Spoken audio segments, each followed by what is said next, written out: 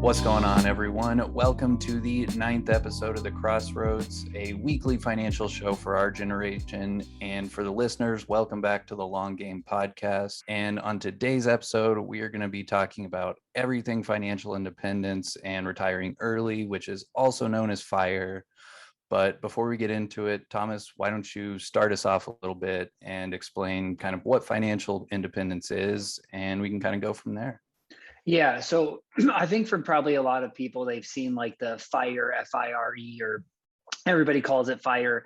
And I think for the average person, they don't really understand what this means because as a normal young person, we think, if we even think about retirement, we think of retirement as a set age, like, okay, at 62 or at 65 or 67.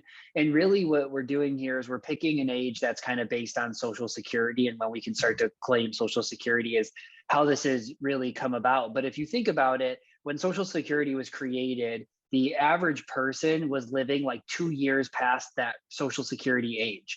And so life has completely changed. The Social Security age has pushed back a little bit in the way of like, you get more benefit the farther you push it out. 67's full age, and you can stretch it out to 72 and get about 8% more a year.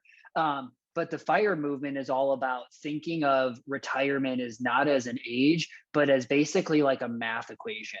So the idea is that you can retire when you ever have X amount in your portfolio. So let's think of, somebody who lives off of $100,000 a year. Well, for you to retire, you need to get to a point where you'd have a large enough portfolio that you can draw out $100,000 a year and live on that. And so that's kind of the basic idea of what FIRE is just math equation. How much am I going to get to in portfolio value in order to be able to retire and step away from work? And the easiest way to think about financial independence just in general is like having enough money saved or invested that you can kind of just live your life, cover expenses without needing to work again. And I like the idea of it, but it just doesn't necessarily even seem like something at least I personally would want to do. Like, I couldn't imagine retiring at 35 and not really having anything to do for the next 40, 50, 60 years. So kind of like playing off FIRE, I like, at least for me, like I'm trying to like build a career and a lifestyle that I don't necessarily want to just retire from. Like, I think, and there's also different levels of FIRE. So there's fat FIRE, which is someone probably over 100,000, like they need to have a lot saved and invested. But then there's also things like there's one discipline of it called barista FIRE, and that's kind of a less, you don't need as much money saved and invested. Like, you maybe just work a side hustle that brings in $1,000 a month that can maybe just cover some of the big expenses, and you're technically retired, not in the traditional sense, but maybe you don't have to work that 9-to-5 job anymore. You can sell things on Etsy or just do whatever in your free time to earn a little bit of money to allow you to leave the employer. And I like approaching FIRE and just thinking about FIRE that way, like building some sort of income, some sort of career that you enjoy doing that may allow you to quit your full-time job or at least transition away from it. Yeah, I think the big problem with this is like something that we preach is balance and like balancing planning for the future with planning for today. But what FIRE causes you to do, especially because most people that are planning on FIRE are like, I want to retire by 35, I want to retire by 40. And so even if you start this at 22, that's 13 to 18 years to accumulate enough assets to live the rest of your life on. So what does that really mean? That means you're giving up pretty much doing everything that you want today. It means being in the cheapest apartment, like having a car that is going to barely be running. That means, a lot of just giving up a lot of today. Like the average number for what people target when saving for FIRE is somewhere between 50 to 75% of their annual income. And to me, that just seems like, I just know so many stories of people who got sick at a young age or people who never made it to retirement or, all of these bad stories of like, hey, I lost my spouse at 35. And, if that was you and you just spent 13 years doing nothing with your spouse, never going on a trip, never like celebrating each other's birthdays or holidays, all because you wanted to reach this FIRE I mean, lifestyle, then I just feel like you're giving up way too much. And I agree with you. I feel like the better route is like find something that you like to do enough where the goal isn't to get out of it as fast as you possibly can. And I get, the idea of like, once you reach this, maybe you're going to travel and you're going to do all this other stuff that could be really fun.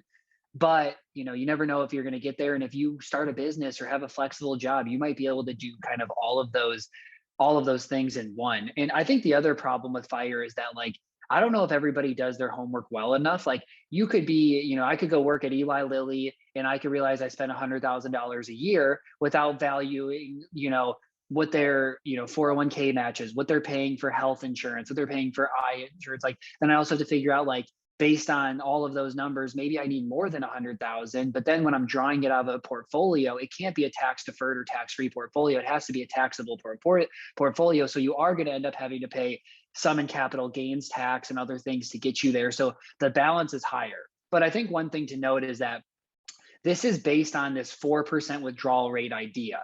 And so in finance, there's kind of been all these tests to say, if I have $1 million in my portfolio and it's invested correctly, I can draw out 4% of that every single year without really ever running out of money. And in theory, this does make a lot of sense. Like you could draw out, that's $40,000 a year from this portfolio, but based on the gains of the portfolio, you are going to probably outgrow what you're going to draw out. But the one thing it's missing is, okay, what happens if this year I'm at 1 million, I pull out 40,000 and we go into a 30% correction. And so the next year my portfolio could be down in the 800,000. I still have to draw out that 40,000 while we're still in a recession. And now my portfolio is maybe at 780 or 800. And maybe it bounces back a little bit, but not as much as you want to. And now your portfolio is sitting more at 800, 850. Well, now you can't safely draw out that 40,000 a year. So then some people say, okay, great. Let me take a step back further and try to build this portfolio higher to the point where I only need to withdraw maybe 3%. And again, that's probably a safer, a better position to be in. But think about like how large of a portfolio you truly have to be able to draw out that 4% by your mid 30s. Like if I live off of $100,000 a year, I need a $4 million portfolio by that age just to have the ability to pursue this fire movement. Yeah, and that's insane. You made so many good points. And I think the biggest one that doesn't get considered a lot, like in the fire conversations, is all the benefits and everything that you're getting from your employer if you're employed at the time. Like health insurance, if they're helping cover the cost, that could be several hundred, maybe even thousands of dollars every month. That's just going to throw off all the projections if that's not taken into account. And the other point that I was going to make that you said was, if you're planning for fire, like you can't put everything in retirement accounts because you're going to have to pay probably 10% penalty. You're going to have to pay capital gains or income taxes Income tax, yeah. on any of the money that you're withdrawing. So it's like you're going to be losing money on that money that you already invested if you have to access it. So if you are planning for fire, there's a lot more things kind of that you have to plan for than just the surface level. Like, okay, I need to hit this number, then everything's going to be good. Like there's Yeah. just a lot that goes into it. And I think like one of the problems with fire is like it almost forces people to spend too much time in the spreadsheets, like in the numbers, like worrying about their money, when personally, like I don't think people should be spending that much time on their money. Like I genuinely think you should spend the least amount of time possible on it, like maybe an hour or two a month, like reviewing spending or credit card Mhm. statements. Maybe you look at your investment accounts, and after you've done that, that should really be about it. Like once you've got your systems and everything set in place, money shouldn't be at the front of your mind all the time, and like what all your conversations and like your whole personality is based around when you're kind of in that fire movement. Yeah, I think those are all like super good points. And I think that the one time where I think that fire can be realistic is for business owners that have an exit strategy to sell. Like I have some clients I work with. I also know a bunch of people, they started businesses at 23, 24. They're making, 100 to $500,000 a month in revenue. Their goal 10 years from now is to sell for $10 million. Well, when you're able to do something like that and have such a high exit strategy, you end up being able to kind of move to that fire movement. But for all of those people that I'm working with, their goal isn't to do nothing at that point. Their goal, like one of them is like, I would love to go coach high school basketball or something that I'm super passionate about. Somebody else like, I'd kind of want to go start a different business helping with this or a nonprofit. And so like for me, I just don't resonate with the people that are like, let me get out of working as early as I possibly can, never have to do it again. And I'll spend as little as possible to achieve that. Because to me, that like your purpose is to stop doing everything. And so then you can kind of just like chill at home. And I get maybe the want to like, if I could do that by 35, have kids and be around them my whole life. But then you kind of lack the ability to pursue different things because you only have a set withdrawal rate. And so again, one thing that this isn't considering is like, what about inflation? If we have years like this where inflation is 5%, and then now, that 100,000, you need 105, that changes things. And then again, when people do these calculations, the sequence of returns is never built in. It's always market average is 9%. I'm going to put in this portfolio, I'm going to have 9% every year. But if you get into the numbers of investments, 9% might be the average, but it is very rarely around 9%. It's either way above 9% or it's a negative year or it's 2%. And so if you start fire movement or you're halfway there or you are in it, and all of a sudden you have a -10, a -18, that can totally throw you off. But then if you have a +20 and +20 your first 2 years, it strongly puts you in a completely different world where now it's super realistic. So you're still trying to time the market and try to figure out, all of this. But I think for the average person, I don't think they fully take into consideration all the deviations from the plan that can happen and how that drastically can change what their future looks like. Yeah, and an interesting takeaway from that you mentioned was it like really limits your options in the future. Like if you don't like budgeting now, you are gonna hate fire because basically the whole thing is you're living the rest of your life on a very, very strict budget because you only have a certain amount of money that you can withdraw every year or you're gonna run out of it.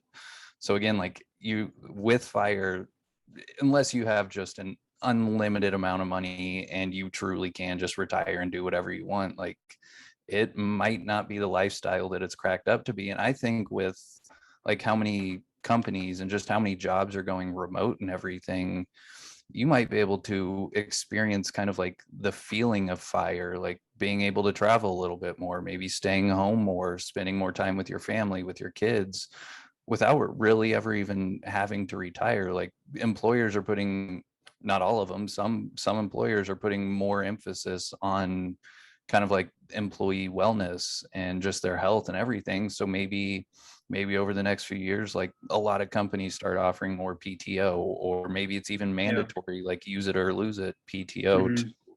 encourage people to spend time that they want to outside of work, like get paid, to not be here. And I think almost that route, like finding a job that you enjoy, is one of the most important things you're going to do throughout your life. And doing that will also kind of let you feel that feeling of freedom without dreading going to work every day. Yeah. Because I don't know how many people like truly want to retire at age 30, 35, or they just don't want to work at their traditional job that they don't like at 30 and Yeah. 35. I think that's a difference that people Yeah. really need to contextualize and understand before trying to pursue this thing that they might not really even want to pursue.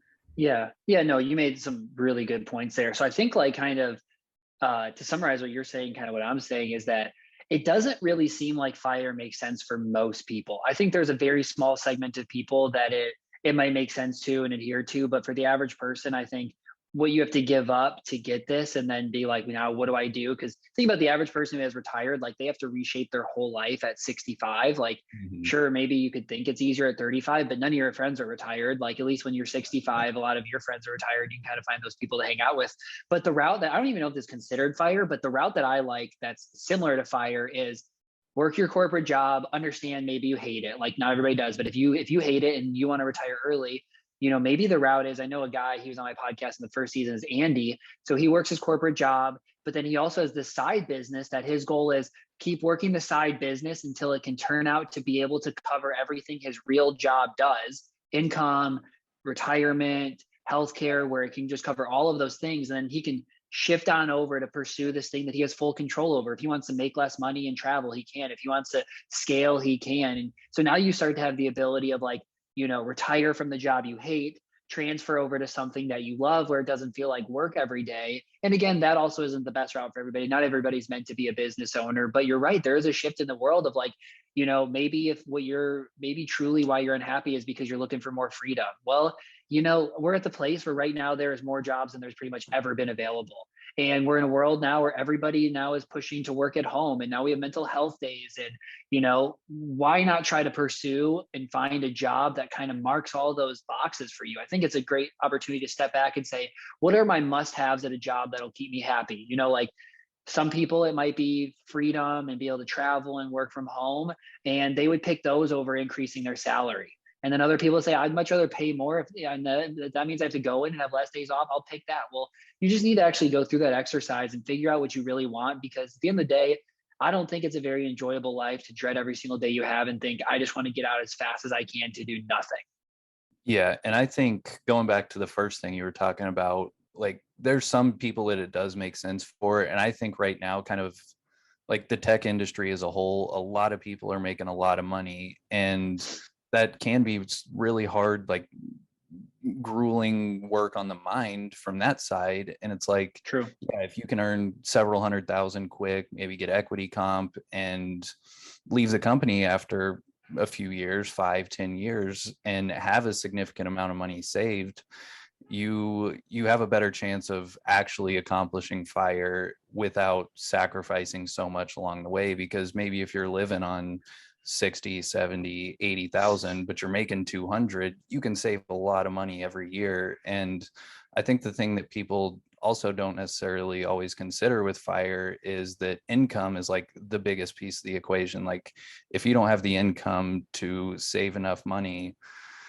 you're going to have a tough time reaching fire in your 30s, because it's just going to require a significant amount of money to make that possible. And like you were saying at the end, I think you truly have to go through what makes you happy. Like why do you maybe want to retire early, or what can you do in your life that allows you to keep earning money without hating your life, like if that's the situation you're in. And I think just to kind of wrap it up, like I think fire can be great for the right people, but I think for someone who maybe is kind of pushing themselves to reach that, you would have a lot better opportunities and a lot more chance at happiness if you just kind of own your situation and figure out how to make the best of it without necessarily diving into the spreadsheets, figuring out all these exact numbers to hopefully hit one day. And when you hit that day, situation might change, and you've just sacrificed like the past 10 years saving all this money, not enjoying yourself, to only find out you didn't really want to do it. Yeah. Yeah, I'm totally with you. I just like, yeah, I think it can be right for certain people. For me, it's not at all right. Like I think if I was somebody that disliked my job, my route would be, similar to fire in the way that I'd pursue building up a decent amount of assets. So that way, like I could live the lifestyle I desired, but then figure out what I want to do. If maybe that means I'm going to go work at a nonprofit, or I'm going to go, be a high school administrator or a coach, or just something that I'd be passionate about. Like I could go take that job and then use that portfolio to supplement the shortfall in the income I have. And so at worst, I would try to find the combo of the two where I at least have a little bit of passion. And I know that passion's kind of a buzzword today of like, find your passion. Not everybody can find their passion, but at least find something where like every single day you don't regret or like hate getting up and then ready for the weekend. Because there are a lot of jobs out there. A lot of them are very specialized. There's probably somewhere that you can find that is a cause you care about, something you're interested, something you believe in, something that you're somewhat good at. And kind of find where all of those mix in, because it truly will make your life better than I'm going to stay at home every day, because there's only so much you can do with your free time. I mean, the average person can't spend 7 days a week at home with nothing to do. There's only so many errands to run, so much cleaning to do. Like all of a sudden you're at Target every day, and now you're overspending that 80,000 you're allowed to, because you just have too much free time. Yeah, yeah. So, I, I mean, and we didn't really have a reader question, because the reader question was, do you guys like fire? Do you believe in it? And I think the summary of this is not really for us and not really something I would push anybody to do. But if a client came in and wanted to pursue it, I'd help them look at the numbers, but I would still explain all these trade-offs and the beliefs that I have. But again, my job as a financial advisor isn't to shove any beliefs down anybody's throat. It's just to help explain the facts behind this, the risk, the trade-offs, the good, the bad, and then let them pursue the route they want to take. But I haven't met a single person or have a single client that's their goal at all. So maybe I'm the anomaly, but I don't think so. I think this seemed to be really cool a few years ago, maybe like 5-10 years ago, and I feel like it's really started to die off since then. Yeah, I was like, maybe this is just an internet thing, and no one actually does this, because I've never met anyone that's taken like the true fire route. Like, I don't know any early I'm 30s or late 20s that are just traveling the world and Yeah, don't have a care in the world. Like, I'm sure I there's like don't. a Twitter fire like that, like Yeah, everybody believes everybody's pursuing fire. It's kind of like, to me, like I think everybody's investing in crypto because like I see so much about it on Twitter, but like, social media isn't really real life, and there's probably less people involved in the things that you're interested in than you think, because you're surrounded by the people that are interested in those things. yeah, and you never know what's actually going on behind the scenes either. Like, there could be an account tweeting about all this fire stuff or all this crypto stuff. They might not even be retired. Like, they might just be Yeah, talking theory and like just tweeting things, like kind of true. buzzword type things to get a lot of engagement to sell some courses. Like, that you just never know. And that's why it's always important to take your own situation into account and do research and figure out what makes the most sense for you before deciding you're going to forgo your next 10 years to save up Mhm. enough money to maybe be able to not work again. Very true. All right. Well, I mean, that's all that we really wanted to cover today. Thanks again for everybody listening. Like, rate, subscribe, do all the things that you'd want somebody to do for you if they were listening to your podcast and YouTube channel. But thanks again for listening. We'll see you guys back next week.